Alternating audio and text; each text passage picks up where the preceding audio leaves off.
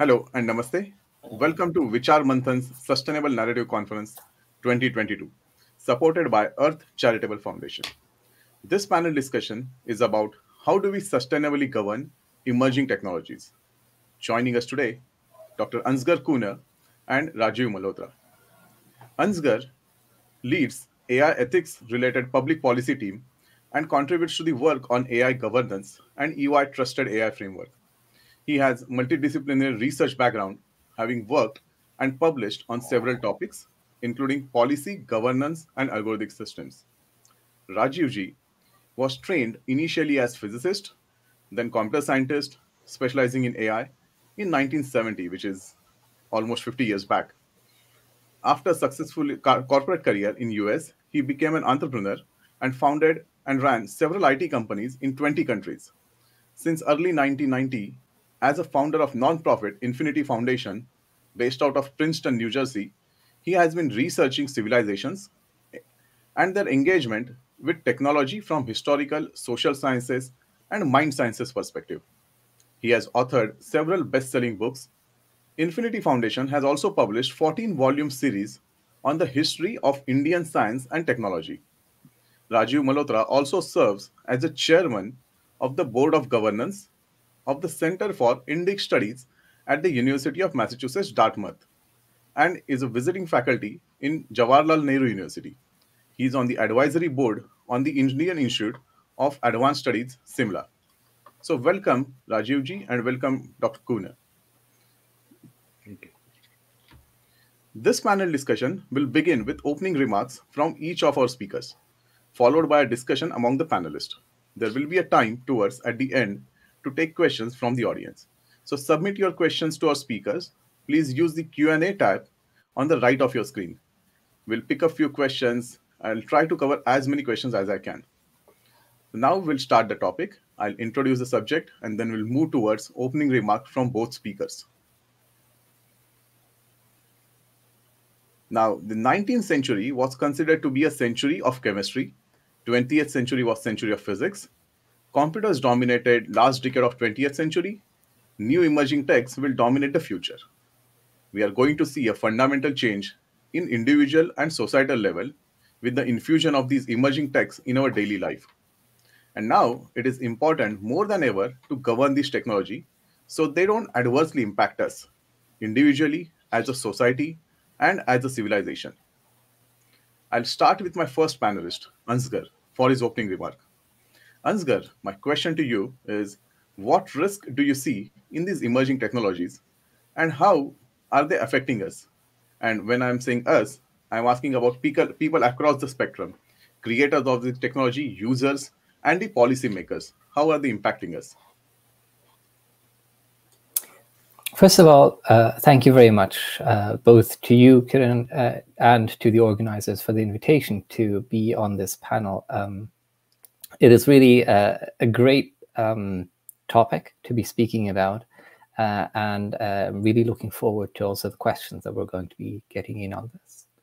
So I think, one of the interesting things to see is how the types of concerns that we're getting around technologies has somewhat shifted in the last couple of years. As the technologies, such as the digital technologies, including AI, which is my specialty field, have moved more into the space that deals with decision-making, deals with deciding and guiding the direction in which our economy, our activities is going in, we've seen somewhat of the shift around concerns around how we use this technology, moving away from the purely safety kinds of questions, which was sort of the key questions with the previous industrial technology type of sort of technologies from the previous industrial revolution, where it was all about, is a steam engine going to explode? To questions around ethics. Are we actually applying these technologies in the right kind of way? Is the context in which we're using them appropriate? How are they impacting the way in which people behave in the world? And even though at the moment, a lot of the discussion and concerns around sustainable use of technologies deals either with sustainability in the context of environmental sustainability, or deals with questions around sustainability and inclusivity in the context of the use of new digital technologies, the kind of topic of how to deal and the need to think about how to deal with emerging technologies was already in the table at least 10 years ago, very much driven around biotechnology, genetic engineering, as well as nanotechnology. And I remember in 2012 being on a panel discussions in the European context, where there was thinking around how the research community should be thinking when it comes to starting new research areas. So the whole area of responsible research and innovation was sort of kickstarted in that period, with discussions, for instance, around, is it ethical, is it appropriate for research to be conducted on things like geoengineering as a potential way of dealing with environmental issues, if the geoengineering can lead to people thinking that maybe we don't need to currently deal with CO2 emissions or something like that, because geoengineering would be able to solve that in the future. Plus, we have no idea what kind of other side effects would come from trying to do any type of large-scale geoengineering. And I think one of the key concerns why there was this growing debate around responsible research and innovation is that increasingly the scale at which technologies, when they are new, can become deployed is growing, and it's growing much faster. So when historically perhaps a new technology could have been developed and deployed, it would have been deployed in a small area. And if something goes wrong, it would have an impact on a small area. Whereas now we see increasingly when a new system is being deployed, especially in the digital space where it's being deployed then over the internet, it rapidly goes across the globe. And if it goes wrong, it will have an impact across the globe.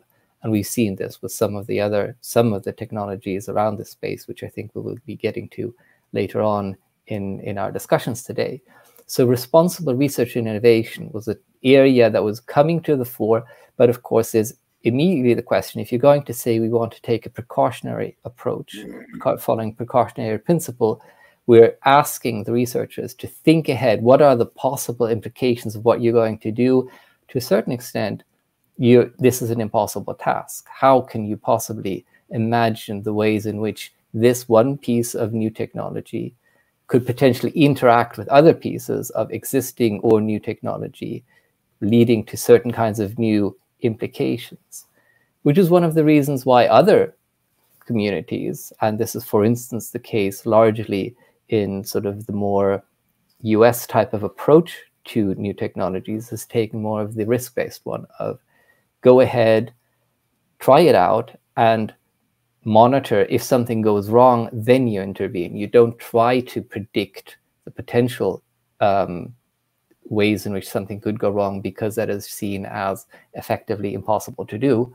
So that was part of the discussion that was already happening in 2014 around, and we've only seen this sort of grow, and the need for engaging with this growing, and seeing this move away from the more academic research space into the policymaking space, and the trying to think about actual deploying of new regulations, and also how can we, when we are talking about creating regulations, try to be future-proof, think ahead. How can this regulation deal with future developments of the technology? That's an interesting angle, Ansgar, and we will will take more on the sustainability and responsible angle as we go further in the discussion. But now I'll move to Rajiv ji, and Rajiv ji, you will also have 5 minutes for your opening remark. I would like to ask you, do you see a need to govern these emerging technologies across the spectrum, and why?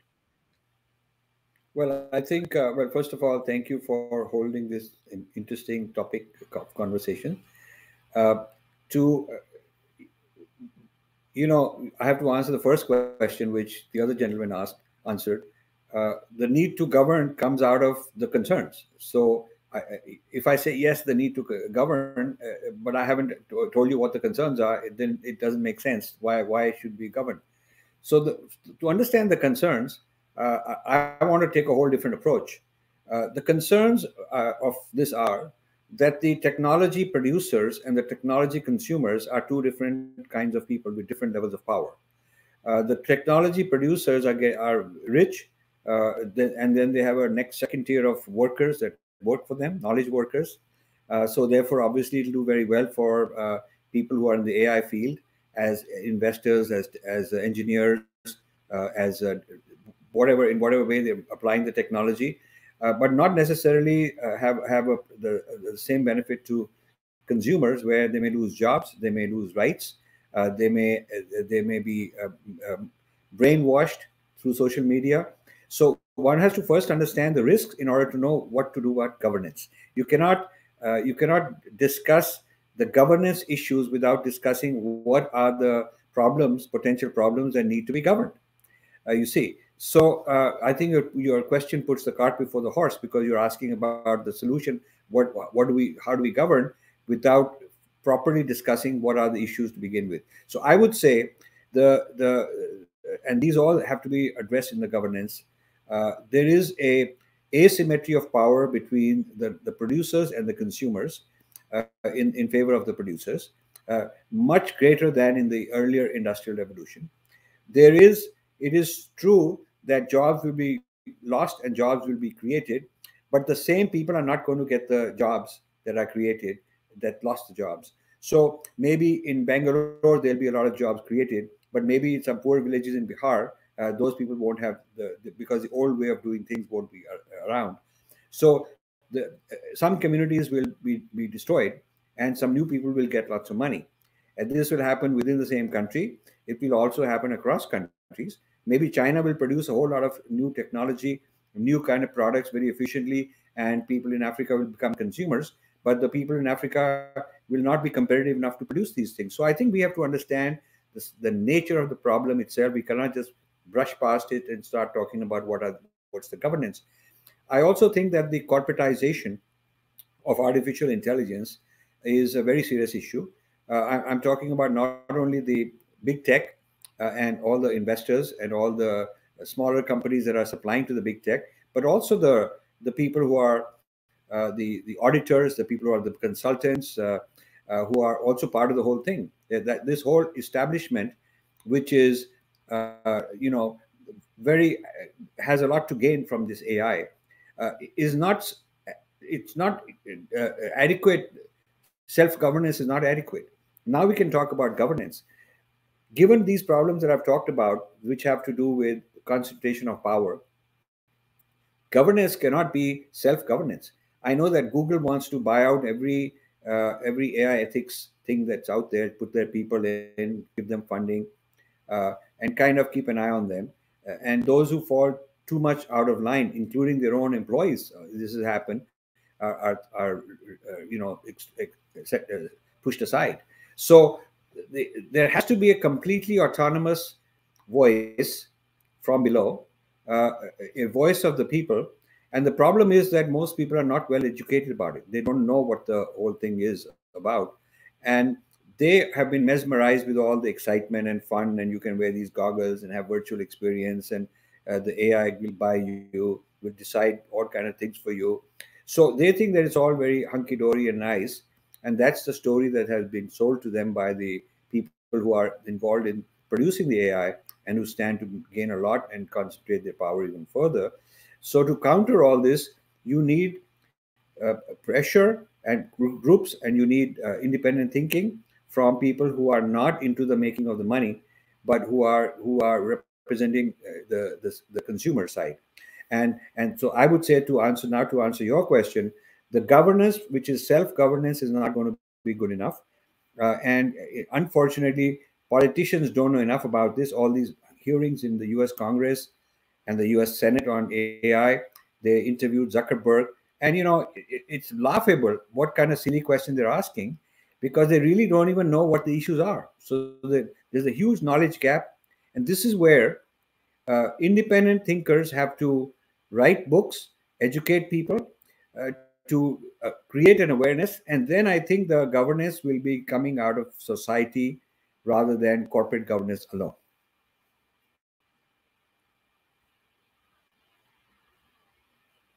Yes, Rajesh, nicely put. And I think we will take few of these issues as we go ahead in the discussion. Something you rightly mentioned about the Google putting their people, or having the big techs going big than the government, and the knowledge gap between governing people officers or public policy officials versus people who are the creator of this technology. So as we go forward, we will take these questions.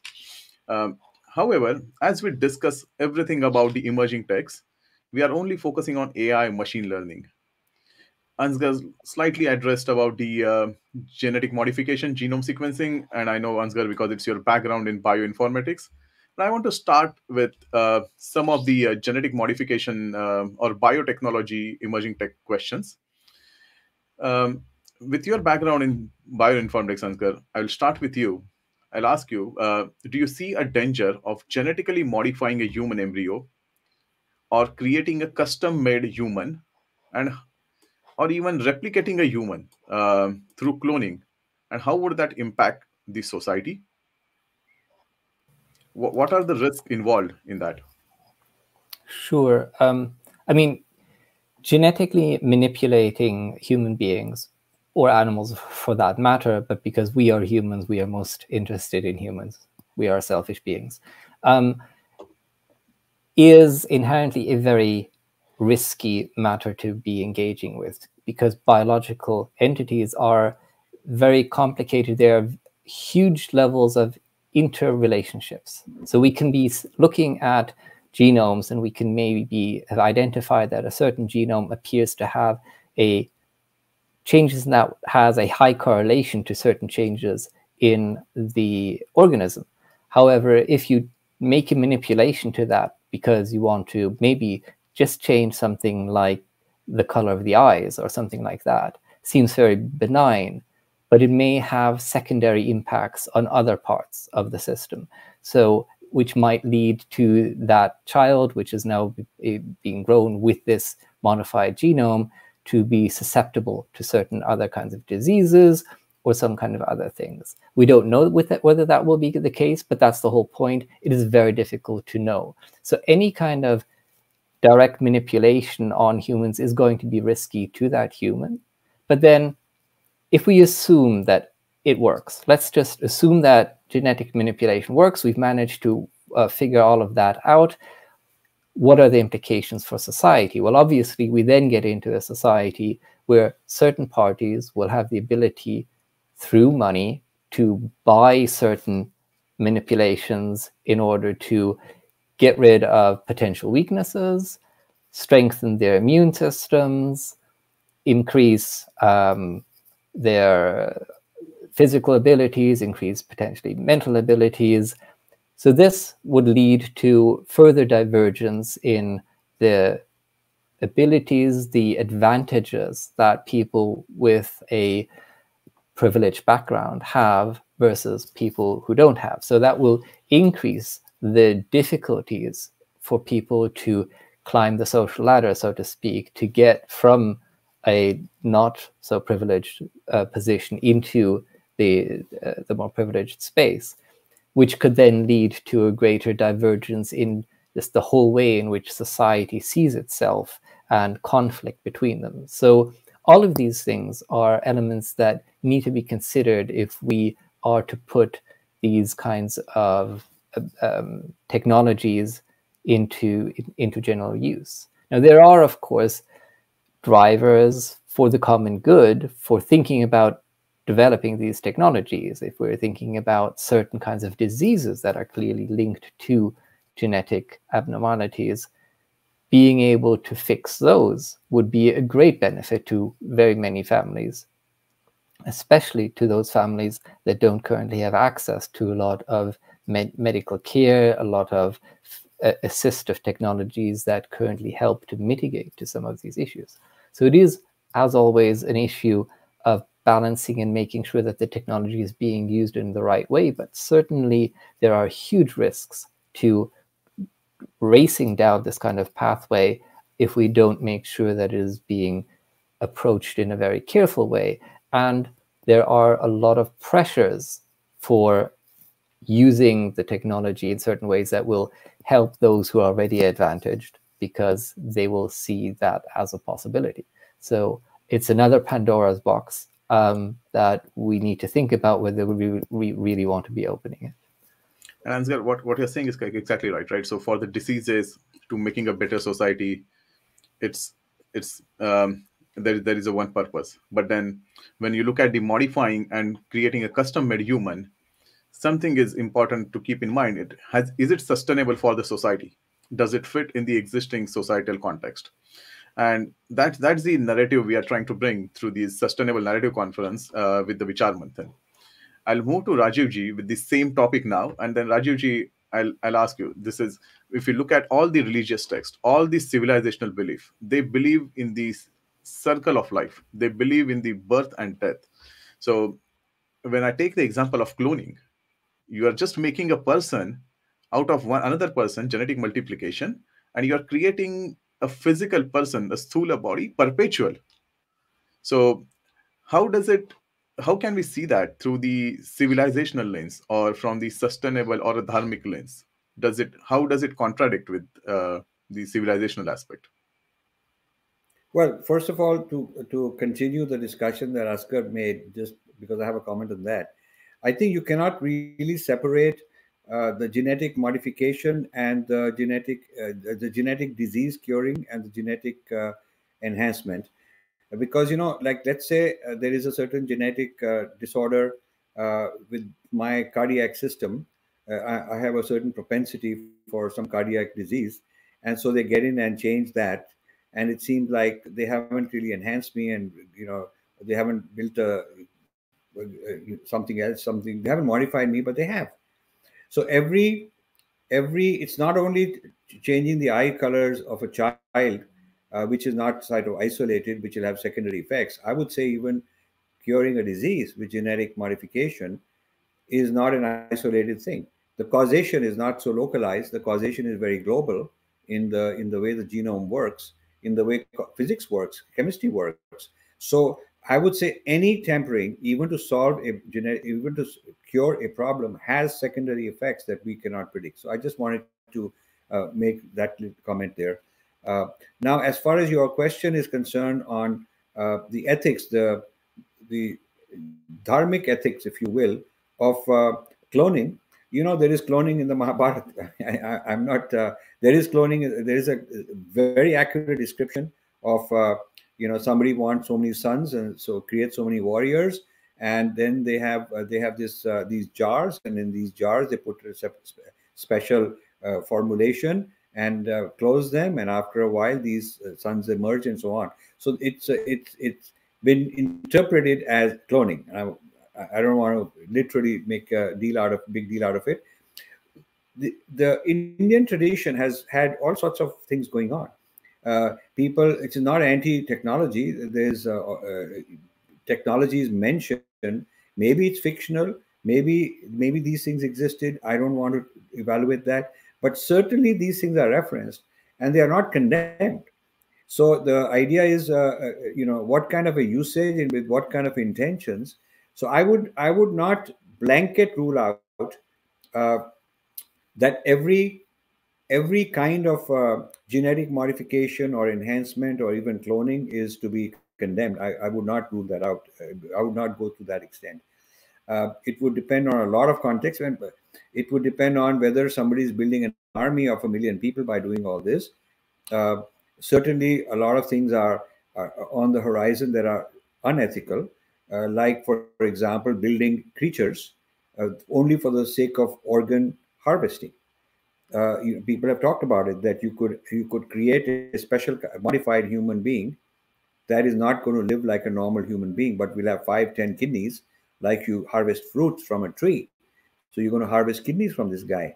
So this sort of thing would be obviously very cruel and inhumane, and we ought to be very ethically concerned about it.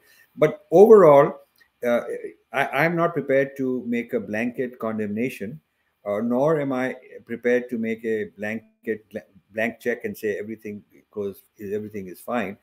I think you'll have to. This is a very complicated area, and I would like more and more of our spiritual gurus to get involved in it. I've tried to, as a scientist, try to engage spiritual gurus in this conversation, and they just don't want to get involved. It is not only for our texts. Our tradition is not only based on texts, because we keep adding, enhancing based on new knowledge and new experience. We add new things, new questions emerge, new problems emerge that didn't exist. So we should look at it for today, not necessarily that a text has solved that problem, but we apply the principles of ethics to see. So, is it causing harm? That's the criteria. Is it causing good? That's the criteria. And sometimes it's causing a little bit of both. And then in that case, it's a complex decision. I would say that there will be situations where uh, cloning or genetic modification may be perfectly ethical. I would say that. And there would be situations where the intention and the outcome would be negative. So we'll have to take a look at it on every case. Yes, Rajiv, and you're absolutely right. When we look at the ethics, even in the corporate background or context, we speak about how ethics should be viewed from a different lens, and everyone's ethics are different, and how you should account for the outcome and the intention that are involved while developing any technology. So yes, you're absolutely right, and we'll take the ethics and context part in one of the topic that we have further about AI ethics. But I think from genetic and biological technologies, we should move to the more impactful topic, or rather, longer impact and fast spreading impact topic, which is a digital emerging technologies, AI, machine learning, virtual reality, augmented reality, even the metaverse that is coming into the picture now. Uh, so, as these technologies are easy to spread, adopt, more importantly, leave long lasting impact, they impact the entire civilization, not limited to the one society. When you look at these big techs, they are having offices in Bay Area, offshore centers in Bangalore, and everyone in the world from Latam, Africa to Europe using these technologies. So there is a bigger chance of getting issues in these emerging technologies. So we'll look into these issues from the macro to micro lens. We'll see what are the international national security issues, what are the corporate and big tech issues. We'll also touch the society and individual, but more importantly, we'll touch the civilizational impact on these issues. So I'll start with the first national international security issue. And for the background of our viewers, um, in 2016 US presidential election and the recent Brexit election, we heard that in the news, Cambridge Analytica was allegedly used Facebook users' personal data to build a psychological profile and then algorithmically show them specific content via the tailored advertisement. This way, Cambridge Analytica acted covertly to influence people opinion in two different elections. So I'll start asking both of you the same question. So I'll start Rajesh with you, um, and you have around 3 to 4 minutes to respond. So based on your experience, based on what we have seen in Cambridge Analytica, election interference, um, what are the risks that we see that these emerging technologies and big techs can disrupt the democracies? And when I say democracies, most likely in the foreign nations. Um, and how does that pose a bigger geopolitical risk to the world? So, the whole issue of AI ethics is the subject of a book I just wrote, Artificial Intelligence and the Future of Power. And the byline is Five Battlegrounds. Now, the five battlegrounds are all these different topics you're raising. They are different, each of them is like a different battleground. So, the whole digital system, the digital economy in terms of social media and those AI algorithms, that's a huge issue. It's not only democracy. Of course, there's a disruption, but I've called something moronization. Moronization means making people into morons, which means you dumb down people. You reinforce the low IQ, basic emotional aspects of a person. Feed them what they like to have, repetitious behavior. Atrophy their common sense, their judgment, their free will, their choice making by just feeding them easy life, encouraging them to put their life on autopilot. So if I put my life on autopilot because Google does the thinking for me, decides what I should eat, who I should go on a date, where I should go on a vacation, and it makes things very nice and easy, automatic for me. Then my own ability to think for myself goes down, and that has ramifications in a democracy. I cannot even make a good judgment on who to vote for because I'm being so much influenced, and I'm trusting this source of intelligence telling me things that that I feel are right, and it may be feeding me fake news also. So this whole mental, emotional mapping of the consumer, of each one person at a time. How does Rajiv think? Does he respond to this versus that in tremendous amount of detail?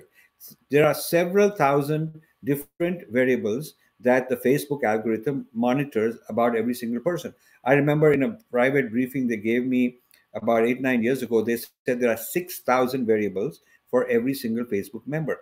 Now there's probably many times that. So they're keeping track of all sorts of things, and they built a psychological map of every person, and they know the cause effect, the behavior cause effect. If I do this, he's likely to respond this way. If we offer him this, he's likely to respond that way. How do we change his behavior? How do we sell more whatever the client wants to sell? Or it could be political, it could be religious, it could be intellectual message, whatever it is. The idea that we are hijacking the person's freedom to think is at the bottom of all this. And this is getting worse when you have a goggles and you are sucked into this amazing experience, and even more so when you have implants. When you have these brain implants, which are coming, because there'll be so many benefits to them, medical benefits, all kind of benefits. People will be entertainment. You can get all kind of Netflix, automatically in your head and all.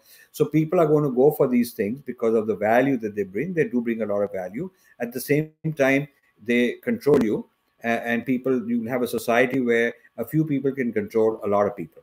So the real problem is not just elections. The real problem is a few people controlling a lot of people to sell them things, to modify their behavior, to make them angry and have a riot and fight. Even these fights, even the communal violence, some of it is instigated like this. So the issue is more about mass scale control of humanity by people at the top of the pyramid, and that's what I'm mentioning in this book in great detail. Yes, Rajuji. And something I really resonate to, where as technology has started emerging, we have also stopped thinking in a larger perspective, because Google or even the GPS is doing a job for us. We are not um doing a systematic approach thinking because we are getting everything ready made. The other thing that you mentioned about the controlling the society, we have seen how many fake Facebook profiles were identified and deactivated after the communal riots, which instigated a specific type of content to a specific societal segment that led to the communal violence. So yes, that is the very relevant issue, and I'll move to Ansgar now. So Ansgar, I have a same question for you. How these emerging techs, or specifically AI driven tailor advertisement and content, are risk um, to the more of a geopolitical risk in the national as well as the international perspective. Sure. I mean, I think it is one of the questions of our time, is how can we best use these technologies to enhance our democratic processes as opposed to causing a problem?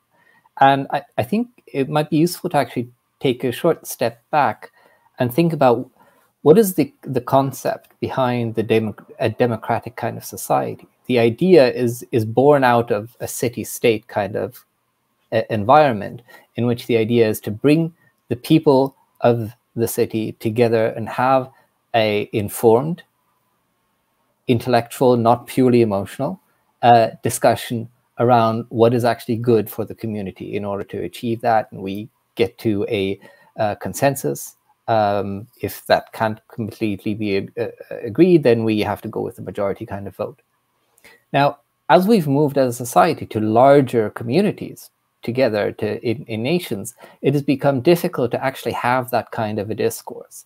And digital technology, the internet, when it first came on and social media was first introduced, it promised to actually reintroduce the ability to have that discourse with the citizens around the decision making, and also to get them involved beyond just the occasional voting times, but actually in the greater decision making process. And we see this also at the city kind of level with citizen involved decision making in how municipal budgets are being used. For instance, some cities are doing that. And we saw at the beginning of the internet various governments creating their websites to communicate with their citizens about this is what we are doing, and we've got a forum where you can submit your commentary. None of those really worked. However, the problem that we've seen with the development of how the social media are actually working is that it is not a direct communication between the government and its citizens. It is a mediated communication. The mediator in between is the big tech company, and they hold huge powers in deciding which piece of information actually reaches whom, and also in breaking the ability for all of us to have a joint conversation. One of the main things that the Cambridge Analytica kind of approach actually made was that the conversation, the types of messaging was very targeted to some people, and other people didn't even see that messaging. Certain politicians, for instance, they were being targeted with negative campaigns against them. Those campaigns were being sent to certain people, but those politicians didn't even know that those negative campaigns were being done, and so they had no ability to counter it. And so that's where the big problem came in through this kind of technologies, and where it is directly linked to the misinformation, disinformation, all of that kind of issues, which comes into also our international relationships between countries. And so what this is really pointing to is that these platforms are hugely important for the way in which we as a society actually try to achieve this ideal of the democratic a society where there is a public discourse. But that means that we need to be thinking about these platforms not as a private commercial activity. These are actually a public service. They should be thought about and regulated the way our public broadcasters are being regulated. And there are issues with the way in which they run as well. But as a core concept, we need to be thinking about these, not just let whatever big tech it is run their platform in a way to maximize advertising revenue, no matter what the implications are for societal cohesion. And maybe we'll have a little bit of a Digital Services Act or something like that that will put in place some kind of monitoring on top regarding how content moderation is being done. But there's potentially a need to rethink what is the role of these platforms and what is their importance for society, and therefore what is the role that government should be playing in relationship to that. Of course, we then have the problem if government does it.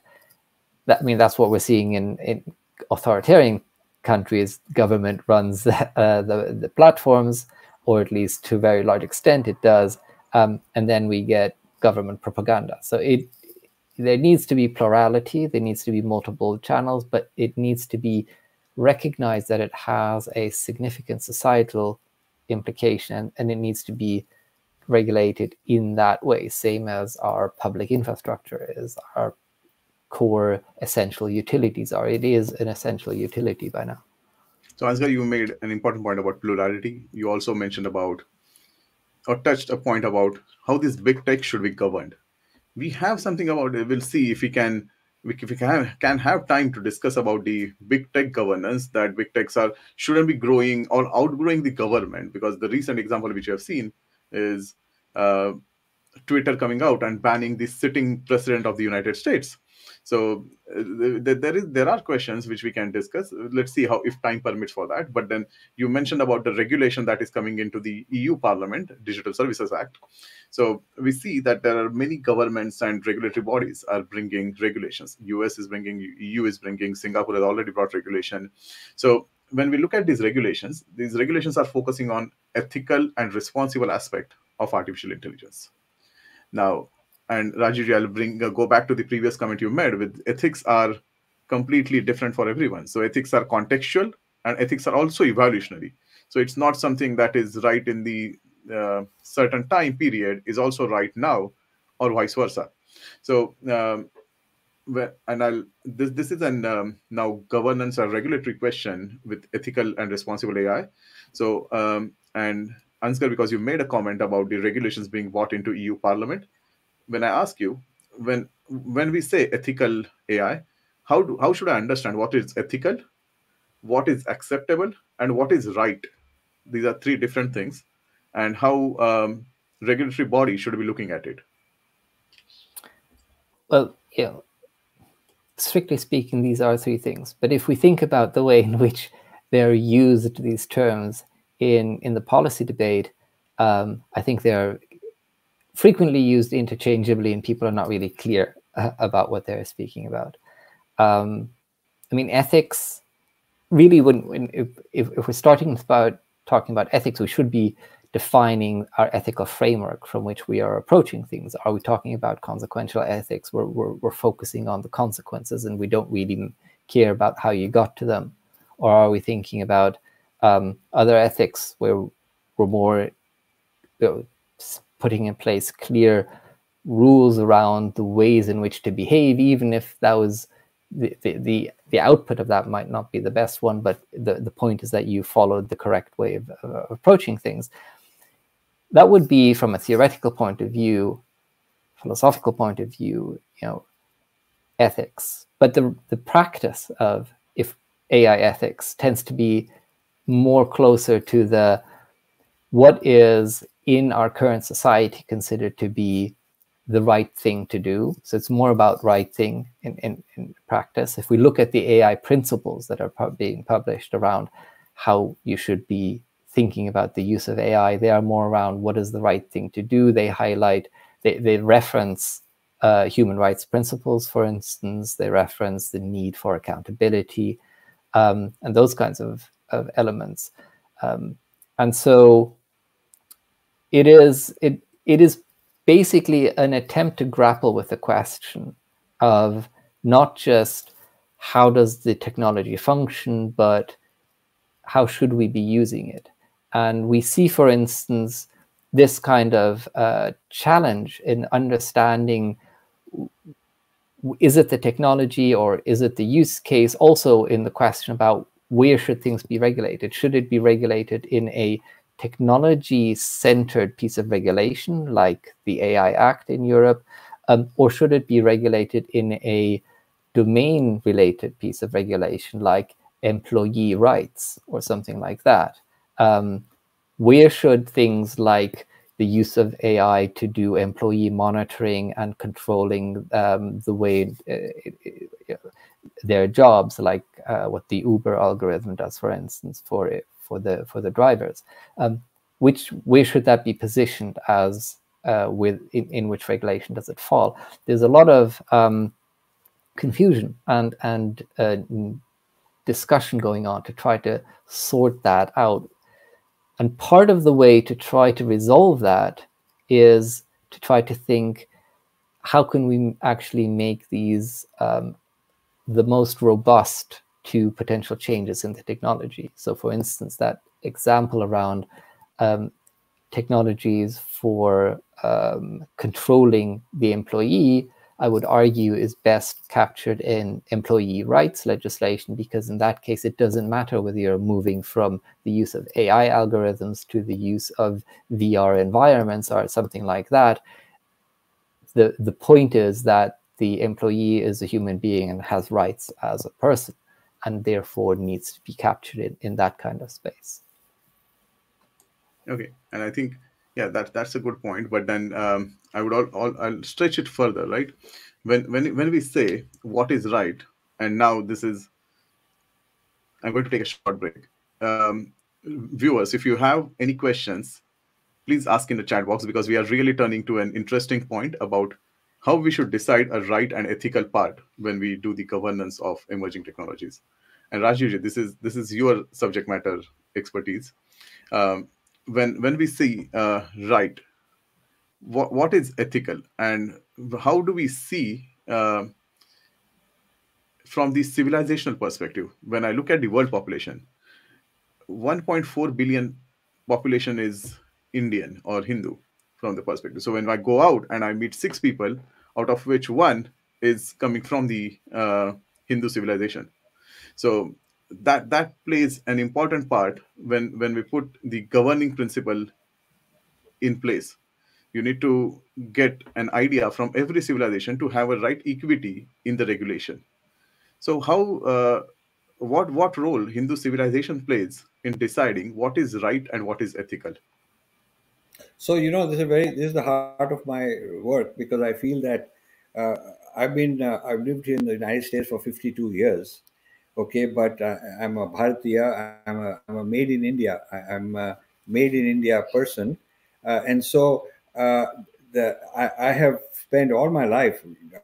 I understand technology. I've made money on it, made my career, all of that. But inside, I'm a Bharatiya, so I understand that what I've called Western universalism is what's running the world, including which kind of ethics to use and what are the human rights and what is meant by social justice and what is meant by this transgender. It's all a Western view. We got our own view in our society, in our civilization. We have a view on all these matters, which is quite different. So when they say ESG, and these guys go around scoring companies on ESG, the criteria for S, what is good for society, what is social justice, is a very Western Judeo-Christian kind of an idea, and I have a problem with that. And this is because that society, the West, has dominated the world, and so their value system permeates, and this is called Western universalism. Most multilateral international systems are running on Western universalism, and it is time to question that. So I have serious debates with people in all these big tech companies all the time. When I meet them, I tell them that my civilization disagrees with many of their algorithms because the premises that they're using are incorrect.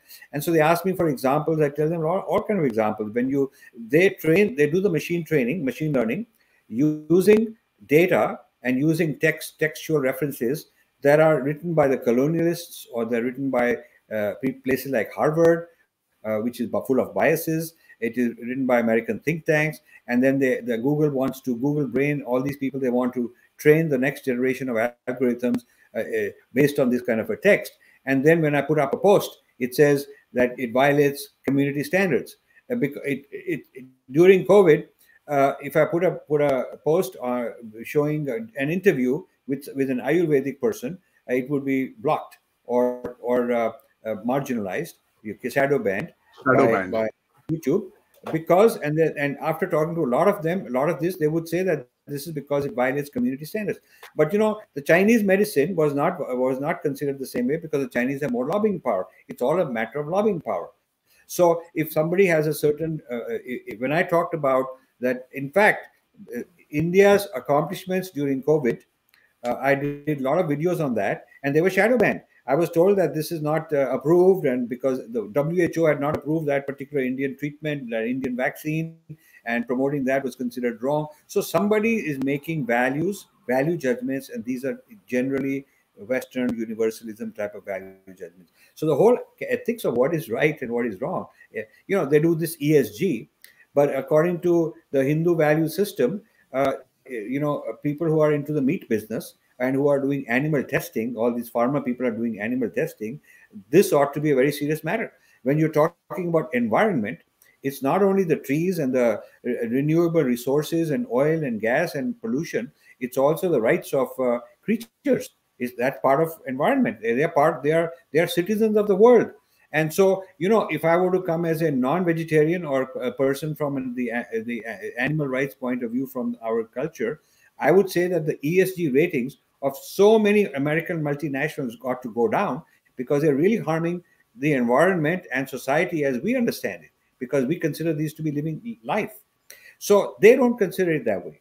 So their idea of environment is, if the human interest is suffering because you create pollution, which will be bad for the human economy and human health, and if you pollute the water, it will be because the fish industry will suffer, And if you deplete the energy, oil and gas, it's because the price of oil will go up. It's all very selfish, anthropocentric, human centric criteria for deciding what is right and what is wrong. And for us, from our tradition, not only humans have rights, the earth is sacred, the earth is a person, the plants are persons, and they have rights. So you see, the basic metaphysical assumptions, and this is a long debate, the basic metaphysical assumptions of our civilization are so dramatically different because of the way we see Satchitanand as sort of the essence of everything and everyone, which the Abrahamic religions don't. And so the Western secular sciences are also a derivative from that same metaphysics. So you see, the philosophical debates people don't want to have. You go to these conferences on AI ethics and you start talking like this, they don't want you around because they're uncomfortable, they don't know a darn thing about it. And that is for people like me to make sure that such a voice is heard. Now, this is not a short topic, what you just raised. I must say it's a very important topic, and it's a massive topic. Let's just look at one thing. The Nobody would want private ownership of sunshine because it's not for somebody to own, it's a nature. And nobody would say that some big company can buy oxygen or the air supply. So if you look at the electromagnetic spectrum, which is the basis for all the transmission, which is the basis for the internet, that electromagnetic spectrum is a part of nature. And so why is it that somebody can buy because they bid more the electromagnetic spectrum, but by bidding more they cannot buy the oxygen of the air and they cannot buy the sunshine? So because people haven't thought through that some of the basic assets that are being used to create all this technology and to make all this money are not private property, and they cannot be private property. So this is when you start thinking like that, it would be a whole shift in perspective and a new kind of idea of ethics. And you're absolutely right, Rajuji. For your viewers, what Rajuji was speaking, we do have a dedicated discussion. Like he said, it's a whole different topic for a different discussion. We have a discussion on carbon tax, and we have a discussion on constitutional rights of nature on day third of the conference. So please tune Oh, into very that. good. Very Yeah, good. Very good. I'm glad. yes. So please listen into that. And then because you said we spoke about equity, right? So that is something important, and I'll stretch a little bit on that equity part now.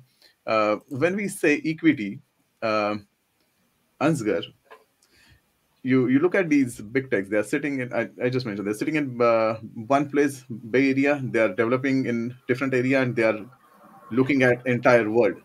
So how these big tech should maintain the diversity and equity when they speak about the governance aspect? I think, and I think also taking into account the absolutely valid points that Rajiv just made, the idea that any kind of organization could say we're going to govern a platform, something that we are rolling out globally into so many different kinds of societies, and we're just going to govern them on the basis of a single set of governance that we're going to deploy everywhere, is an inherently problematic, let's say, colonialist way of thinking. It is the idea that somebody has the right to decide for everybody else what is sort of the correct way of doing things. So, and even if they were to make their decision-making body one that has representatives of every society, and we're going to have a micro United Nations to craft this governance framework that we're going to use, and let's assume that they could come to an agreement, we would still argue that is this really the way that we would want? Because it would not be in accordance with the societal norms of pretty much any place in that case. But certainly, if it is in fitting the societal norms in the US, then it isn't really fitting the societal norms in India or in various places in Africa, and they all have variations amongst each other. Obviously, China has its other approach to it, but they'll probably safeguard themselves from this anyway because they have their micro internet that runs off of separated from the rest of the world anyway. It's not that micro; it's a big place, but it's a challenge. And ultimately, I think one of the things that we've also seen, if we look at things like the way in which content moderation is being done, the way in which the big tech companies are massively failing on how to deal with disinformation in languages that are not English. Really what is needed is a recognition that if you're going to operate at this scale, that you have responsibilities that are at that scale, which means you're going to have local teams that can deal with the local situations. You're going to have different sets of governance for the different parts of the way in which you're going to run your platform, which means you're going to have challenges with how are you going to deal with the information flows between the different parts. So those will have to be negotiated. We'll have to have our diplomats from the different sets of platform governance resolve those issues. That would be the more equitable, the more appropriate way of approaching it. Obviously, this is a lot more labor intensive, a lot more costly than the way in which they're currently doing. So unless there is a strong external push to enforce that way of acting on it, no platform is going to do this. It would put them in such a huge disadvantage with regards to the other platforms from a financial perspective, from an ability to deploy new technologies rapidly across the whole platform. If they need to adjust the way in which their technology operates in each zone differently, that involves additional work. We do, however, see some of that kind of external push coming. The things like the AI Act has in it that the EU is going to impose on the platforms to say, if you're going to deploy your AI technologies to have impacts on EU citizens, you must show that the data that you used for training the system is representative of those citizens. The EU obviously has a huge buying power. It is a wealthy area with a large enough population in order for it to be sufficiently of interest that these platforms will be willing to make the investment to adjust to what the EU asks for. If a small country makes that kind of a demand, they're much more likely to just say, well, forget about this country, we're not going to offer our services there. So we get into this kind of power dynamics that exists between countries. I know you're absolutely right, and I think I'll stretch again a little bit further with you, Rajiv ji, because Ansgar mentioned about how these acts are being formulated, different regulatory bodies are coming into picture, who has more buying power, but ultimately what drives is what drives AI is who has data. So AI will look into what data it has, and it will generate a decision based on it. Now, when we look at the societies, there are tribal communities in India, in Africa, in the Amazon Valley. They don't have enough documentation about it, not about their civilization, history, family values, cultural aspect. So, and that leads to limited amount of data, and that also gives them not much weightage in the AI decision making. So, when these AI models are being developed, how these marginalized communities' rights should be protected in the AI models? So, marginalized people are in much worse shape than me.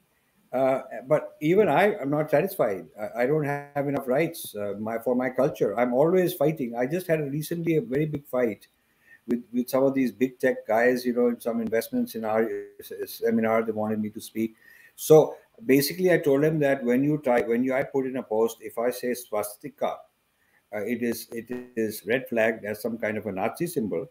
And then I gave them the whole tutorial that the Nazi symbol was called Hakenkreuz, which means hooked cross, cross which is teda, with crooked, hooked cross. That was a German name. They never used the word swastika in the original German language autobiography of Hitler, Mein Kampf, and also in the actual text and documents when they came up with that symbol. It was not called swastika; it was called Hakenkreuz.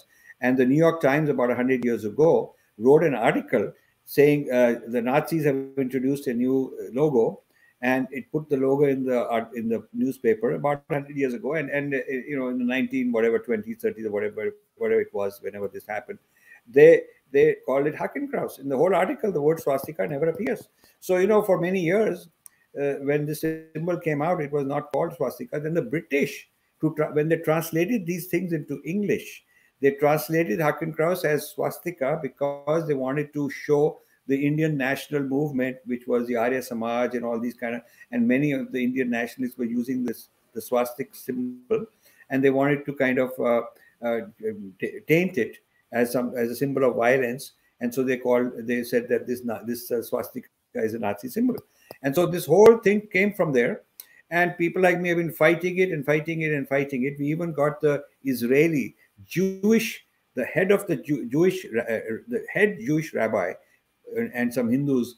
I negotiated this 10 years ago, and they passed a resolution. I have a copy of that, saying the Jewish people said, we now accept and we respect the swastika as a valid symbol of Hindus and Buddhists and Jains and Sikhs, and that it has nothing to do with Hitler, and therefore the denigration and demonizing of the swastika is a bad thing and should not happen.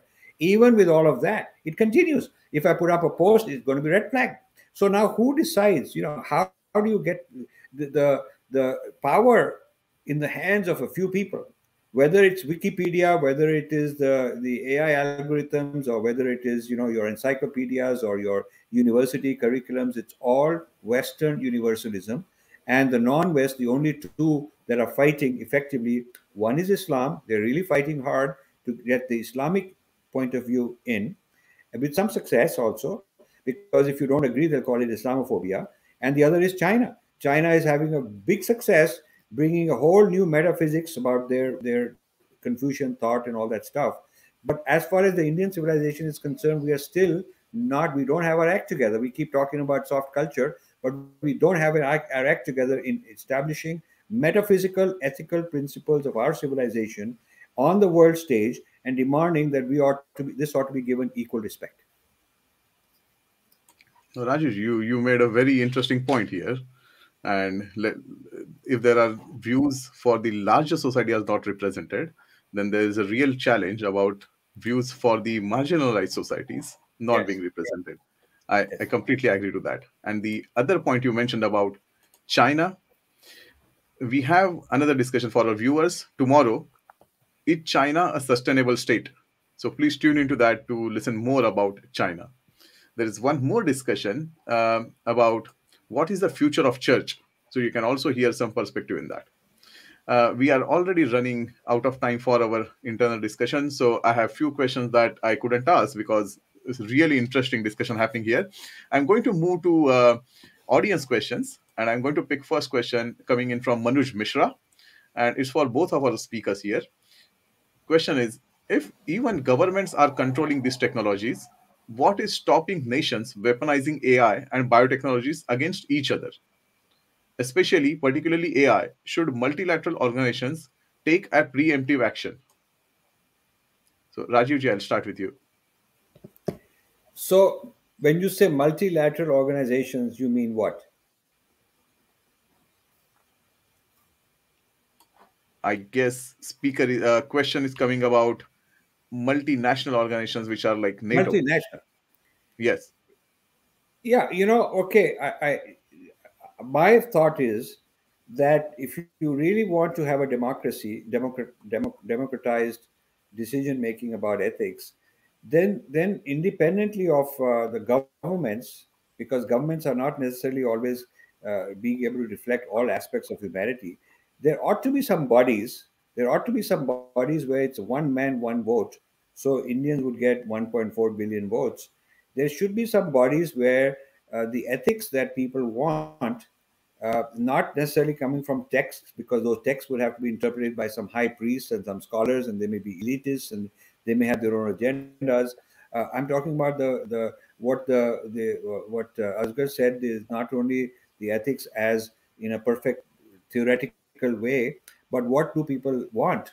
Uh, in a democracy, it's not the right being right. What is right is not defined based on some textbook that said this is right. That's an ideal model that has to be interpreted a certain way. But what do people want? And if they all want something, then that democracy says that's how it's going to be. Therefore the democratic outcome keeps changing as people's desires and wishes and thoughts keep changing.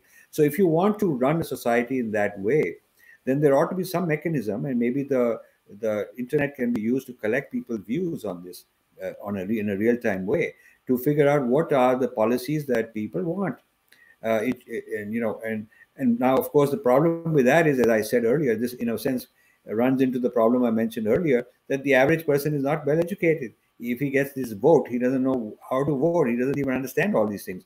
So we have a lot of education to do. But if people were highly informed and well educated about these issues, and then they were given a right to kind of have a voice, everybody, in terms of deciding what should be the policy and what should be the mechanism, I think it'll be a much fairer society.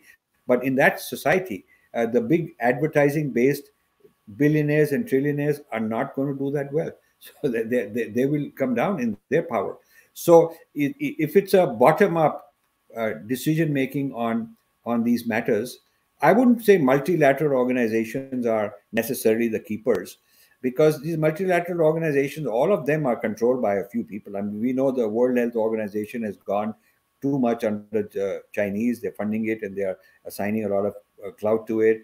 And we know things like World Bank and International Monetary Fund and all kinds of, even United Nations. I mean, there are certain bodies that have more influence than others.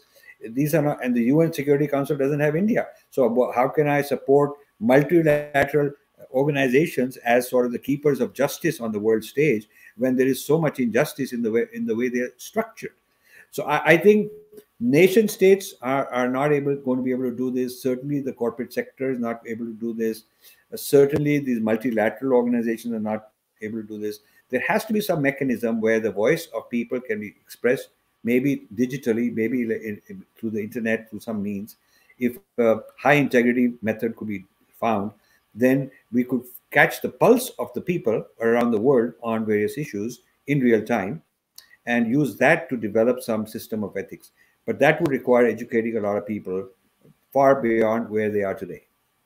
Yes, and Rajivji, that also brings us into a circle where we want to get people's opinion digitally, and we would end up in getting or using big techs or their platform to get people opinion digitally. So that Yes, that is kind of a circle where we yes, are into, right? yes. Yes. Ansgar, I'll move to you, and on the same question, how these multilateral, multinational organizations should support or help in governing this big tech. Sure, and I think the original question was also focusing very much on the question of how this types of technology is being used for military applications. And first of all, there's definitely a growing use of these types of technologies in the military. There's also been an ongoing movement by academics and by other civil society groups to try to push for having international agreements to say that there should be limits to certain types of these types of technologies, that there should be an absolute insistence that any action that would lead to lethal effect needs to have human in the loop. But the reality is that these negotiations are stalled because countries that are the leaders in developing this technology see a potential advantage to their military in having this. And so they're not interested in participating in these negotiations. And frankly, the unfortunate reality of anything in the military domain is that global rules on how to do military only work if all of the nation states think that these rules are to their benefit. If any of them thinks that this rule doesn't go to their benefit, then they opt out. from it. They feel like, well, you guys can all have a rule against cluster munitions. I think I like cluster munitions, so I'm just not going to sign on to this, which, for instance, is the case with Russia. But that is the reality. I mean, we do see that certain militaries, NATO, the Pentagon, probably others as well, have published principles around how to use AI that promise to be ethical about how to use this, that promise to do human in the loop, etc. And I believe that this is that they will try to follow these principles to the maximum extent as long as we are in peacetime. If a need is seen during wartime to remove that human in the loop in order to make the response time quicker, I'm sure it won't be too difficult for them to make that change. And there will be some pre-planning for how to do that, because they are all realists in the sense of how to win a war. And this is a dangerous situation to be in, but it is difficult to see how one could not be in that situation as long as we have militaries that are run by nation states. And ultimately, there is no police force that can police over the nation state militaries, since that is where the ability to cause violence lies. Yes, so Ansgar, I it's know this is yeah. I know this is your topic of expertise and interest, and for our viewers, you can look into Ansgar. Ansgar has widely spoken about India's both neighbors using technology in weaponization, using nuclear deterrence and technology. So his speeches are widely available on Google. So I would definitely recommend to tune into few of his speeches and discussions about this topic. But then I'm going to take a same question on the same topic. Ansgar, I'll start with you, and then I'll go to Rajiv ji. We are seeing so many dangers in that, and the major danger of weaponization, major danger of genetic modification and changing the society. But is that a fear uh, that hindering the development, technological advancement for the society? Perhaps I'll start, but I'll try to be brief. To a certain extent, yes, of course. Any of these fears are pushing back against a rapid deployment. But is that a bad thing? Not necessarily. I think a certain level of fear can be healthy. It can be healthy to be afraid of driving too fast on a narrow road with bad lighting, etc. That's what makes sure that you keep control. And we need to keep control over how these technologies go. There is a certain narrative in economics about that we need to have rapid growth, that exponential growth is the only kind of thing that counts. But that is just one narrative. That is not an absolute truth. We need to be thinking about what is actually good for us. And, this is really gets back to this sustainable. How could we make the use of these emerging technologies sustainable so that we can have a future in which we can continue to use these? And we've seen this in various domains. Yes, technology, regulation and limits on certain types of innovation can reduce the innovation in certain directions, but it can guide it in other directions. We've limited the chemical industry in how they're allowed to just put waste out, etc., how they're allowed to pollute things. That has, of course, made it more difficult for them to create certain new plastics, but it has driven them to create other new kinds of chemicals that are less polluting, but have the same kinds of capabilities to serve us. So it's not, if there's an actual demand for something, a real need for that technology, then a different path will be found in order to achieve that will avoid the particular harms that we have been trying to stop occurring. Yeah. Rajivji, over to you. So I think that as a technocrat, and some of the companies I was involved in were heavily involved in U.S. military work. We had the patent in for night goggles. The gentleman in my corporate life in ITT, when I was a vice president there, the gentleman with his office next to mine, later won the Nobel Prize for fiber optics. This was all defense contracts. I remember Bell Labs, the invention of the laser, the semiconductor, the first semiconductors transistor. Uh, all sorts of things came out of DARPA. DARPA is the Defense Advanced Research Project Agency, the U.S. government, wanting to stay ahead of other countries, 20 years ahead, thinking of research. They are the ones who invented so much. Drones, these driverless cars. DARPA had a competition, very famous competition where anybody could come and participate, and it would be a driverless car going through the desert on the west coast of the United States, the Mojave Desert. And so that's how the whole excitement started in the academic world, because DARPA created this competition and asked artificial intelligence people to work with car people and robotics people to make these driverless cars not that long ago. So the military applications have produced civilian value. That is to be understood. Uh, the civilian, without the military, many of these things may not have happened, because it was not viable, economically viable, to invest so much money for so many years and take the risk and keep on doing it, because as a corporate people were not willing to do all this. So they keep looking for government grants and defense department grants, and defense department looks at it and says, okay, if we can get one of these five things done correctly, one in five works, then we can beat the enemy for the next 20 years. So there is something to be said that's a pragmatic reality. Now, of course, emotionally and ethically, we don't like that the technology is being channeled for military purposes. But the practical reality is there's nothing you, I, any of us can do to stop that. The fact is, whether the US does it, whether China does it, whether Russia does it, whether India does it, it's going to happen.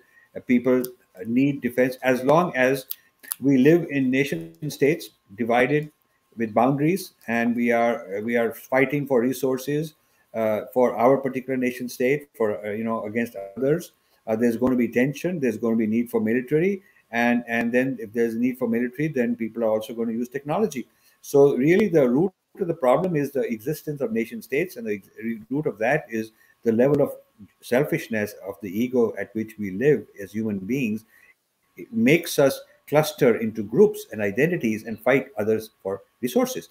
If you can transcend the ego, if you can raise the level of consciousness so that we are not thinking ourselves in this way, and we are not limiting ourselves as in this selfish way, and then hanging out with other people who look similar, so that we can all club together and fight the other people for resources. If we are not limiting ourselves that way, if we can evolve beyond the very limited notion of the individual ego, that then we don't need all these structures, then we don't need militarization, then you'll have a whole new world. So ultimately it's about raising consciousness of humanity, which unfortunately, despite all the money and all the power that these big tech have, they're not investing in that. They're actually lowering humanity's consciousness level by making it more and more dependent on the technological algorithms, remote control from somewhere else. Rajesh, and you said, which is something I recently read from Farid Zakaria's book on 10 lessons on pandemic. He has made a similar analogy between Eastern civilization and Western civilization. How we are working with the nature. What is the difference between where Western civilization is trying to control everything, while Eastern civilization is trying to live in the harmony with the nature. So, I think it's a very relevant point here. We are really running out of time. We are last 10 minutes. What I'm going to do before we go on a closing remark, I would like to take two audience questions, and then I'll combine those together, and then we'll go to the closing remark. I have a question coming in from Harendra Mistry and Jaishika Chauhan. I'm going to combine them together. So, and question is for both of you. Now, when we see these companies like Cambridge Analytica taking use of social media platform, because they are catering a much larger population than government can cater to, or can government can listen to. Also, they can control also, or influence a much larger population than the ruling party.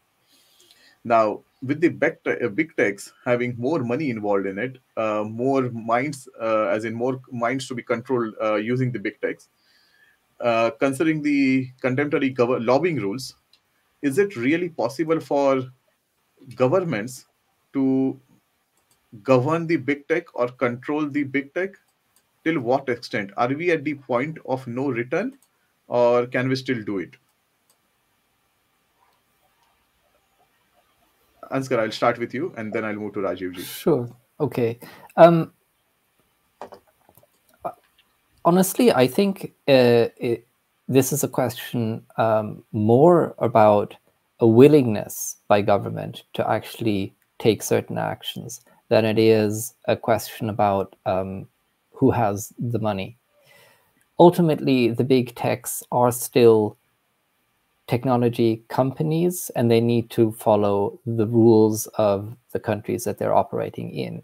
If governments take a stand and say, I don't care if you as a big tech were to pull out from my country, I have a fundamental decision that my citizens need to be protected, my citizens need to have certain rights, and if you do not follow these rights, then too bad, sorry, we'll just do without you. I'm sure there will be other suppliers who are willing to do this. We saw this in Australia when the government was pushing for the right that news media need to be that basically the online platforms need to pay the news media for using their headlines, etc., those kinds of things. And the big platforms, both Google and Facebook, but Facebook more so, were arguing that if this law were to be passed, they would pull out from Australia, and they were basically threatening the government to say, your citizens all use my platform. If you were to cause us to leave, all of your citizens would be unhappy and they won't vote for you again in the future. The government stood firm.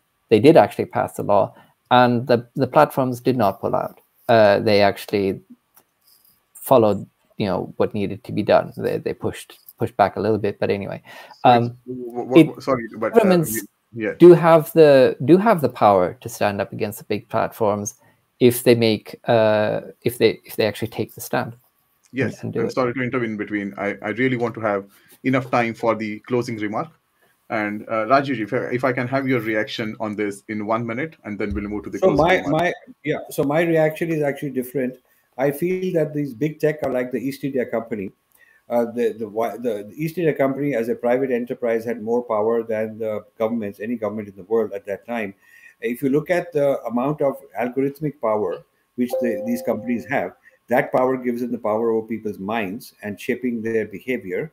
They have more power than governments, while governments symbolically make laws and enact laws and all that. But these guys can influence what the parliamentarians are doing, what kind of laws are made, who is prosecuted, who's not prosecuted, who has the data.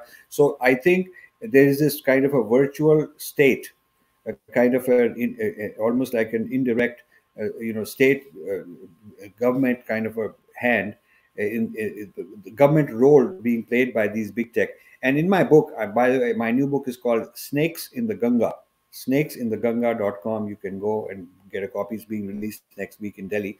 Uh, One of the major arguments is how the technology companies are in places like India are replacing government in providing services and taking over what the government used to do right down at the village level.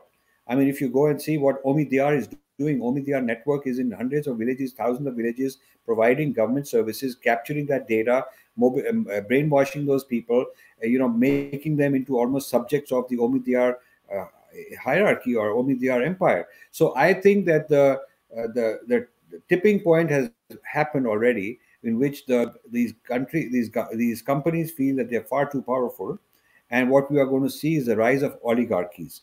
It's not just Russian oligarchs, but you have American oligarchs, and you have Chinese oligarchs and Indian oligarchs, and there is this rise of oligarchies who are these 100 billionaire, trillionaire, whatever big number of wealth they have, and they are running the show. They're buying media. I mean, they're buying Washington Post, all kind of media. They're buying in India. Adani is buying NDTV because they want to control, brainwash the people and control how they are thinking. So they can also put the government in their pocket. Yeah, that's very interesting. I think we are already running out of time. Rajiji, I remember you have a 90-minute hard stop for another meeting. I'm Five directly minutes run to more. yes, Yeah. directly running to the closing summary remark from you, and I'll start asking you, Rajivji, what are the Hindu civilizational values should be considered as non-negotiable uh, for the sustainable governance of this emerging technology? Well, the first principle is, I mean, this seems very simple, but the principle of mutual respect, that there is sovereignty. Sovereignty is decentralized. It is not the Raja at the top, top down. It never was. The Raja respected the faith of every person. He may have his faith, but then he cannot say that this becomes the government faith. There is no state. This business of separation of church and state, we think, is a big American or Western contribution. It's not so. It's actually not even done that well. The Raja practiced this a lot. So I think allowing in DEI, you are looking for diversity of ethnicity and race and color, skin, and all that. But what about diversity of ideas, diversity of faiths, diversity of languages, diversity of different deities that you can worship, diversities of how you grow your food and all that? So India has had more diversity in that sense than anybody else, maybe rest of the world combined. I think this is the ethos, the decentralized sovereignty. There are so many, we need a long session to talk about it. But the one thing I want to put down is focus on decentralized equilibriums of many sovereignties working with mutual respect for each other. That I think is an important thing, contribution. If you really take it seriously, the whole ethics field and AI field would have to change. Thank you, Rajivji. And I'll go to Ansgar now. Ansgar, my question to you for closing remark is, what is the future of sustainable governance for emerging tech? I think that the larger future is still to be seen. But I do think that we are seeing a growing movement to say emerging technology needs to be regulated. So we cannot take a complete hands-off approach to this. We need to be thinking about what are the potential implications for society and setting some kinds of guardrails around it. But as we mentioned earlier, it is very difficult. The whole responsible research and innovation domain field of research is challenging, because how can you anticipate the actual implications?